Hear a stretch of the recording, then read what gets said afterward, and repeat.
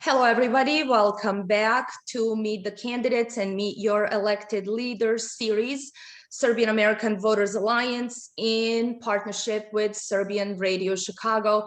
I am honored to have Jonathan Wichmann today with us, and he is running for governor of Wisconsin. Jonathan, welcome to the series. Glad to have you on the show. Thank you, Olga. I appreciate it. So tell us a little bit about yourself. How did you end up entering this political arena, especially in this very tumultuous times in our nation? Yeah, no, it's a great question. I really believe actually God has prepared me for this exact moment in time. I've been following the political scene for about 13 years. And as a citizen, I was very concerned in the direction that America was going, but as well as, some things that were happening in Wisconsin. It kind of trickles down, right? What happens in DC, we've seen it filtrates even down in the state level. My background is economics. I'm a small business owner myself. I worked in corporate though for many years. And just watching the financial, ways of corporate America, I was very disturbed by how we were doing things, as well as things that were happening in Wall Street.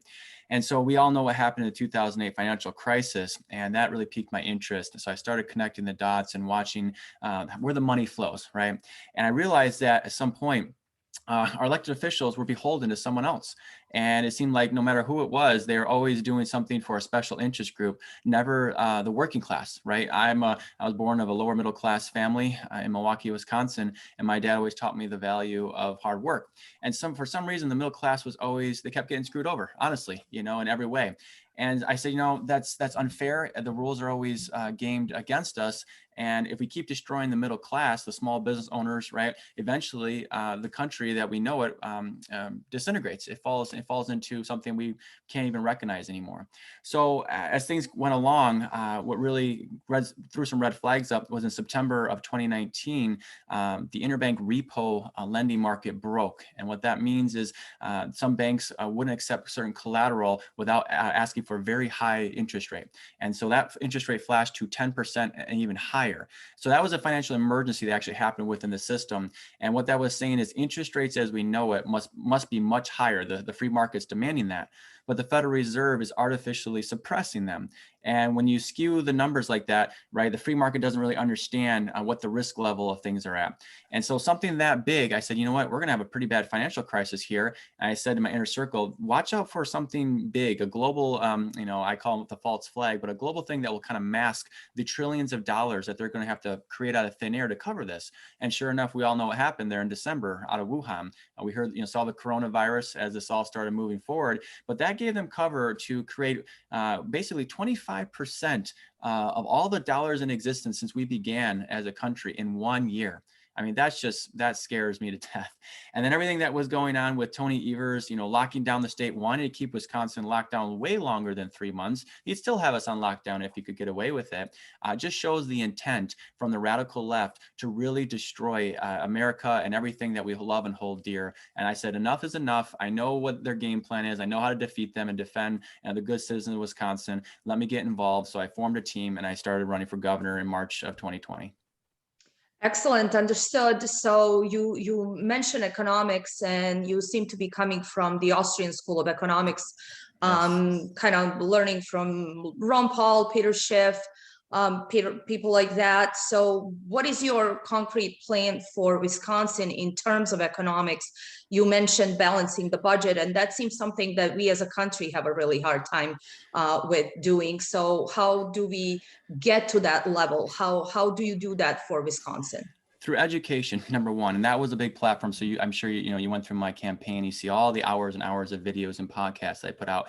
If we're going to have a fighting chance as a whole, in Wisconsin as a nation to turn this whole ship around, the voters have to be up to speed on what these real issues are and the points of attack. So the first step is really understanding the foundation of our monetary system, and that we are currently on a debt-based monetary system. So as long as you are on this kind of system, it's dishonest, really. You give certain select people at top levels a centralized banking system, as well as corrupt politicians, the ability to keep expanding. They actually have to keep expanding the currency supply. Otherwise, everything just folds right in. You know, we have a stock market collapse, housing market collapse, all this collapse, right? So they have to keep expanding credit. That's how they keep the game alive.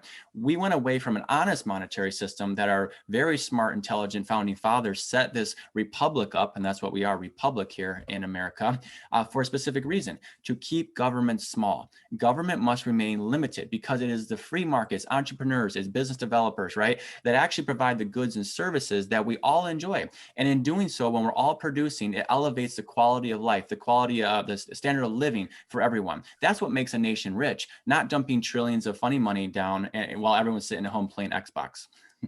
Well, so that's an interesting point. You are a small business owner. Many of Serbian Americans who actually live in Wisconsin, and very important state, Wisconsin, we've seen this in this past election, and Serbian Americans played a great role in actually tipping yes, they did. Those districts. But just in terms of economics again, and what we have seen this past year with COVID-19, small businesses being completely shuttered down. How do you think the state has handled that? And what is your plan to fix it? I mean, we see time and time again how important governors are. And we're looking at, for instance, I am here in Florida, we have Governor DeSantis versus you're on the cusp there with Illinois, Governor Pritzker, and then we've got New York situation. So what are your thoughts on how things have been handled in Wisconsin, and what are you thinking? How do we change that trajectory given that everybody's been shut down during COVID? Right. Well, very early on, so when I became a candidate in March, I was, after, about 2.5 weeks of, and I hate that term lockdown because they use that for prisoners, but the safer at home order is what we were told here in Wisconsin. I quickly realized that, this virus that's happening, while it's deadly for some people, again, people are already compromised, people that are in their 80s, 70s, somewhere around there, the numbers really didn't alter too much if you looked at the honest data, too much more than a regular seasonal flu. The norm that we had from that. So we realized it was a pretense or a cover for a Marxist agenda that they're trying to implement in this country. I said, we got to get out of this. We got to open up now, because I knew the longer we stay shut down, we were going to have supply chain issues that were going to break in a very real way. And they did. I'm sure you remember, we saw the stores starting to have gappy shelves. My wife and I, we wanted a bike for the summer. We ordered bikes. Our bikes are not going to arrive till August. We ordered them today. I mean, that's how backlogged the supply for bikes. Now, imagine if that was the case for real things that you need to survive, like food and energy. We see what happened here with the Colonial Pipeline, right? So no, it was a disaster. And I was publicly coming out, hey, we need to open up Wisconsin again. It took a lot longer than I was hoping for. A lot of sluggishness inside of in Madison, on both Republican and the Democrat side. And everyone was just paralyzed with fear. See, when everyone is paralyzed by fear, your mind shuts down, the critical thinking shuts down, and you can't really work through the issue at hand. So I realized everyone was suffering from paralysis. And of course, we were looking into, authoritarian agencies and CDC and WHO that were feeding us bad data. You have Dr., not, I don't like to call him a doctor, but Anthony Fauci, right? Mm-hmm. Every single day, fear, fear, fear. And then we went through the mask and now this vaccine, all this stuff. But at the end of the day, it was the economics that were imploding, and the small businesses had to shut their doors, while the multinationals like Walmart and Amazon, they were open without a problem. That was very strange to me. It seemed like the virus never visited Walmart or Amazon, but always the local mom and pop shops. So I'm very against that. I don't like the multinationals and that top-down centralization, because in doing so, you can control everything. What America was built on and what made it great was the diversification and the decentralization of businesses. That's also what created the best jobs. Everyone complains about these terrible working conditions and this terrible pay, long hours, right? When you work for a family-owned business, you literally become part of the family, and they take care of one another, right? That's the best way to do it. So my focus and goal is to really help reestablish the small business, get government out of the way, get the regulation out of the way. All this, I mean, in Milwaukee was the worst. 25% capacity is all they could have for a while. If you didn't have the social distancing, all the personal protection stuff in place, they come in and fine you. I mean, I think the total tally of the fines was over $250,000 on some people. It's terrible. It's ridiculous. So get that out of the way and let the free market get back to work. Sure, and it's interesting you mentioned CDC. So just today they announced that those who are fully vaccinated can now finally completely unmask, which is what I understood today from the mainstream media. At what point are you in Wisconsin? In fact, how are you open now completely? What's the situation? Yeah, so it was a tough battle. I used my base at the time to put a lot of pressure publicly on our representatives inside of Madison. We do have a little bit of a majority there with the Republicans inside, so that made a little bit easier, even with Tony Evers, who's a Democrat governor, as the roadblock. But what happened was for the lockdowns, we were able to, thank God, through the Supreme Court, put that to rest. So we were able to open Wisconsin back up. Of course, you have places like Madison, Milwaukee, they were trying to impose their own regulations and still keep things closed. They're trying to do that capacity thing, right? So they couldn't 100% close them, but they said you can only be up to open 25%, capacity. So that's still a shutdown. I don't know too many restaurant owners and bar owners that can function off a 25%, capacity rate. So then we went to the mask mandate. And I was fighting hardcore against that too, because first of all, it's not the government's responsibility to tell you how to take care of your health. It just isn't. And show me an example ever in history where a government has actually cared about anyone's health. I mean, we send, 18-year-olds to war without blinking an eye. All of a sudden now they care about, citizens' lives with a mask. I don't buy that. So no, it was about control, and that's exactly what it's played out to be. And so, going forward, I realized, after 2 or 3 weeks, unfortunately, I felt like people were going to be conditioned to this. And I was most concerned for the children. This is the battle that we're seeing now. The children at school, there's no reason, whether you get the vaccine or not, doesn't matter, but there's no reason for children to wear masks all day long at school. So I've gone to local school board meetings, trying to fight for the right to have the option, which is weird to me in America, freedom of choice, to have the option to send your kid to school without a mask, without being harassed. That's the other thing. Now you're getting harassed and bullied by the people who are wearing the mask versus those that are not. So it's been a real fiasco trying to unwind that. But again, we were able to put a joint resolution together to end the public health emergency order. That's the other thing that was going on. So Tony Evers declared 4 executive orders back to back. He's only allowed, by law, 60 days, and then you got to bring both bodies of government together, right, to rule on that. He went for 240 days unchecked. That's ridiculous. So finally, we did, but he ignored that. Joint resolution, and then it had to go to the hands of the Supreme Court. So then they were dragging their feet. We had to put a lot of pressure on Brian Hagedorn, who was one of the justices there. Finally, they did a 4-3 vote, and they knocked that down. So Tony Evers can't redeclare that whatsoever, and it's done. It's done at the state level. But now I said it's like city by city, county by county. We have to unwind and fight these battles. And there's a lot of good patriots, a lot of good parents that are now getting involved and saying we're done with the mask. So we're pretty much back to, open fully and normal, I would say, in Wisconsin. Good. Speaking of the Supreme Court and just speaking in general about things that are relevant to each state, I want to go back to 2020. I want to go back to 2020 election. We are just about at that 100-day mark of President Biden's administration. Talk to me about voter integrity. Again, Wisconsin, extremely important state, swing state. We were all in during 2020 campaigning in Wisconsin. We saw you at several rallies. Yeah, how do we, as a governor, and again, how important is that state legislature to ensure voter integrity? Do you think that looking towards 2022, 2024, are the voters confident that their vote is now going to count going forward? What's going on in Wisconsin? Any lawsuits we need to know about? Well, there's maybe a very sparse few in here, but that's a very complicated topic. And this goes back even further than Trump's election. So my background is, of course, in business, but as well as technology. So I have a background in management information systems. So I have a really good understanding of how technology works, databases, infrastructure, stuff like that. And my concern, even prior to all this, is there was always, I was concerned about elections for a variety of reasons, but there was something called fraction magic. I'm not sure if you've heard of that at all, but fraction magic was an issue that we had developers show in real time. This was, probably I would say 10 years ago at least, how they can easily just on the digital side alone push votes one way or another. So from one candidate to the other by taking a whole vote and putting it into a decimal number. So they could, so you get the idea of the numbers game there.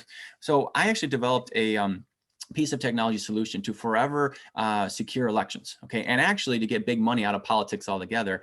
And it's called Wisconsin's Voice Technology. And what it really is, I mean, we're in the 21st century. We have all this, up-to-date great technology, blockchain, all these, different ways, right? There's a two-step authentication process to voting. This is what I would like to see going forward. I think it really is the future.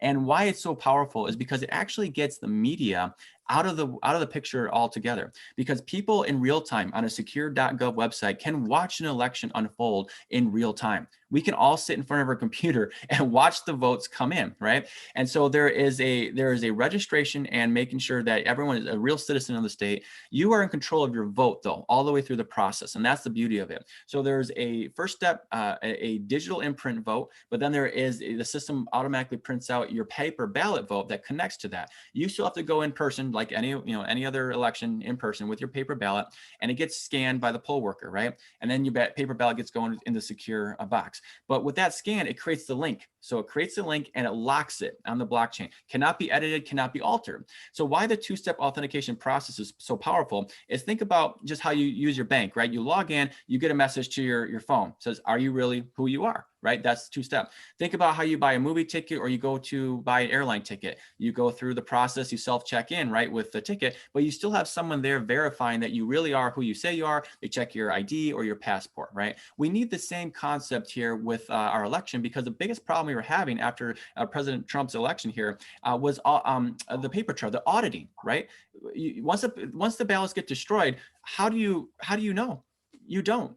So there's no way to really, in court of law, to 100% prove that there was an issue here. I mean, we have a lot of affidavits, we know the whole thing that we went through, but the problem is it takes so much time that by the end of it, Biden's still president and there's no going back, it seems like. So we need something to offer more real-time solutions and to be secure. And that's what I've done. So I'm not seeing the activity that I would like. I know there's some bills that have been pushed to work with these absentee ballot boxes. That was the other thing.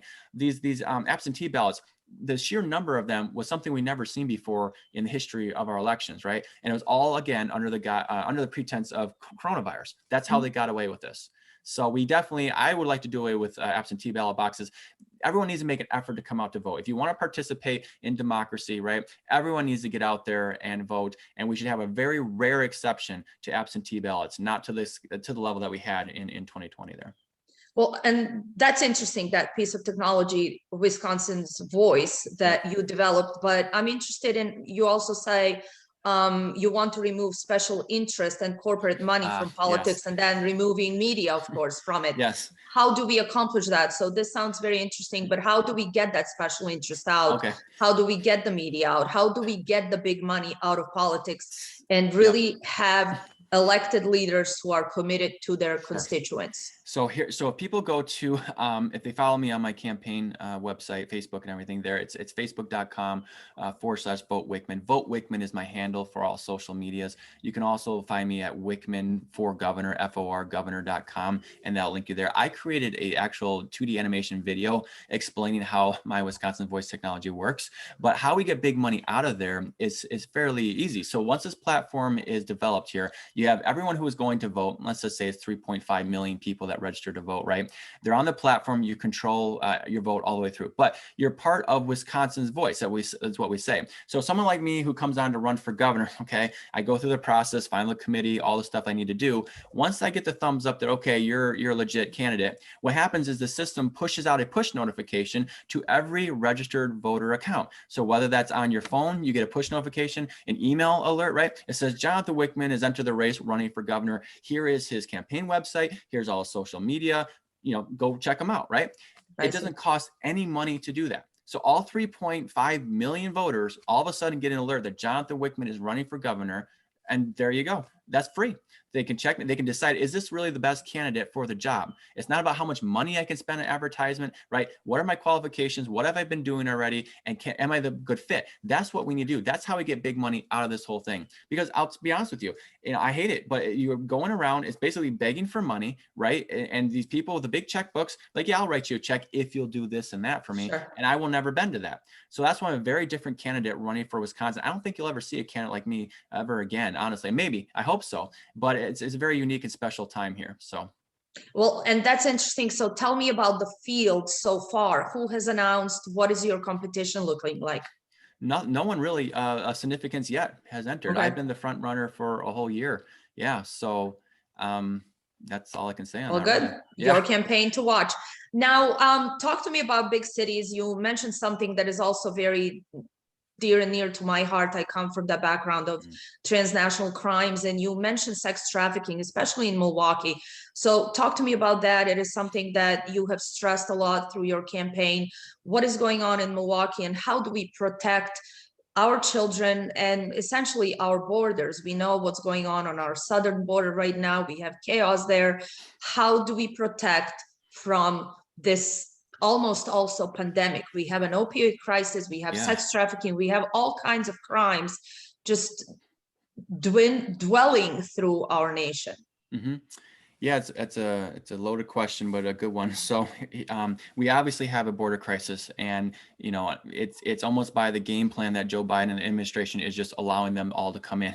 If I was governor right now and had the ability to do so, which again I have to double check because I believe I would, but I would recommend all governors, all patriot governors, offer up National Guard themselves and send it to the border and stop the problem right there at the at the point of where it's at, because eventually they're all going to come in and we're going to have to deal with it within our own states. Right. So let's stop the flow of coming in right down there in Texas, Arizona, New Mexico. Let's help them out. I know I watched the news article with the governor of Texas. He's overwhelmed. He's like, I don't have any more state resources to put towards this. And the federal government's interfering, with us. Just the little section of wall just needs to be completed, and they just won't do it.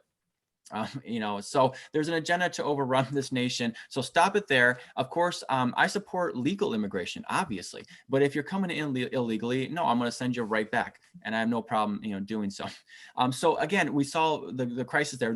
What was the number? It was something crazy. It was like 12,000 unaccompanied children. Migrant children currently that we have in the holding facilities. Yes. That is a sex trafficker's dream, honestly. I mean, all these kids without any parental supervision. help supervision, sure. Just being easily snatched up.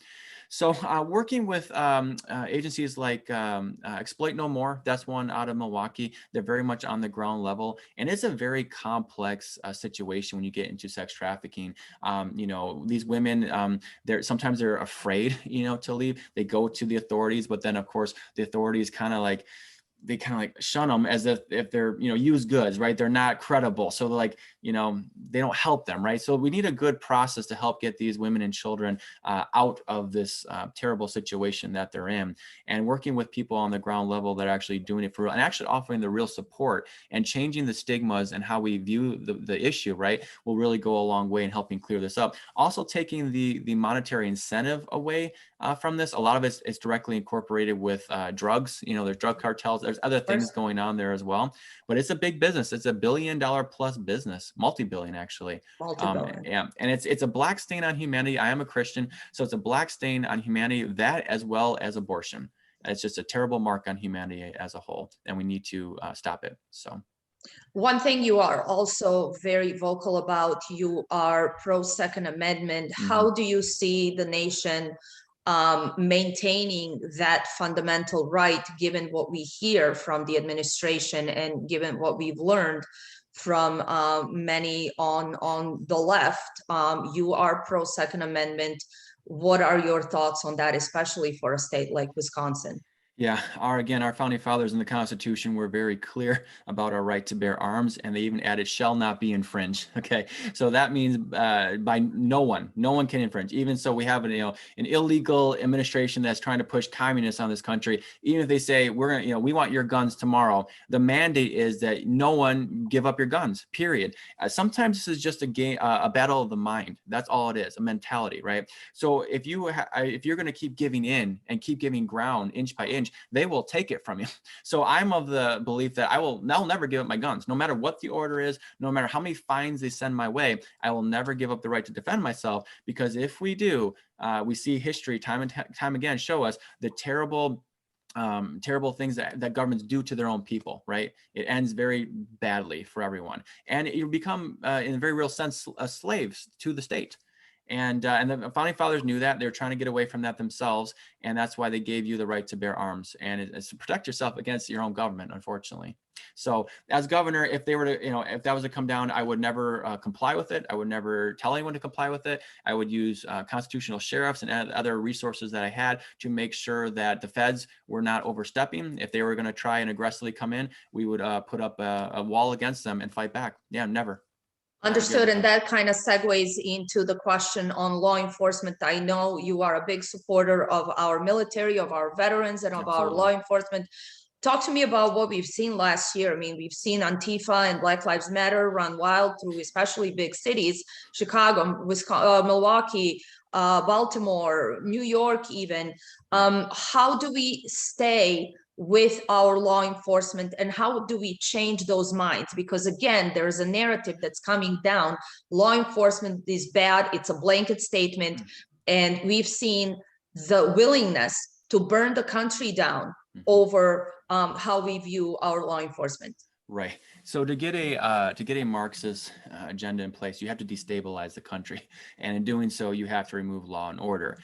So if you really look at the origins and you follow the money of Antifa and BLM, there is a lot of money that gets funneled into those organizations, and these paid protesters, right? They get shipped all over the country to these hotspots, and then you have the amplification of the problem with the media. So the media really inflames. They always show just a little blip or one side, which ignites, all this emotion, right? Again. And so then of course the attention turns on to all, this one police officer, this one bad cop. And then all of a sudden it's stigma to everyone, all cops are bad, right? And so they keep pushing this narrative. It's not the case whatsoever.